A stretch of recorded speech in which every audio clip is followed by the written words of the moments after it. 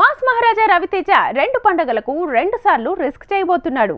దసరాకు బాలయ్య మూవీతో పోటీ పడనున్న రవితేజ సంక్రాంతికి ముగ్గురు టాప్ హీరోలకి ఎదురెళ్తున్నాడు. పండక్కి పక్కాగా సాహసాలు చేయాల్సిందే అని అంటున్నాడు. ఎందుకు? Have a look. టైగర్ నాగేశ్వరరావుగా మాస్ మహారాజా దసరాకు దరవేయబోతున్నాడు. బాలయ్య భగవంత్ కేసరి మూవీతో పోటీ పడబోతున్నాడు.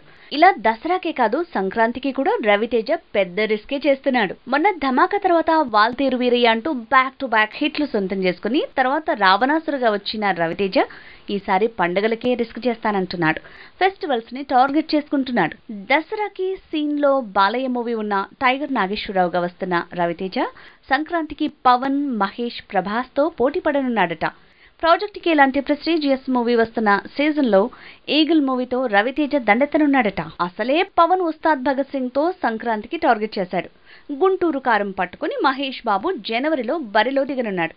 ఎలాగో విజయ్ మూవీ అలానే ప్రభాస్ సినిమా సీన్లో ఉంది. అలాంటప్పుడు రవితేజ ఈగిల్ తో సంక్రాంతిని టార్గెట్ చేయటం నిజంగానే రిస్కే. కానీ తప్పట్లేదట. హిట్ ఫ్లాప్ తో సంబంధం లేకుండా ఏడాదికి 3 సినిమాలు చేస్తున్న రవితేజ ఈసారి తన మూవీస్ ముహూర్తాలన్నీ పండుగలకే చూసుకుంటున్నాడు.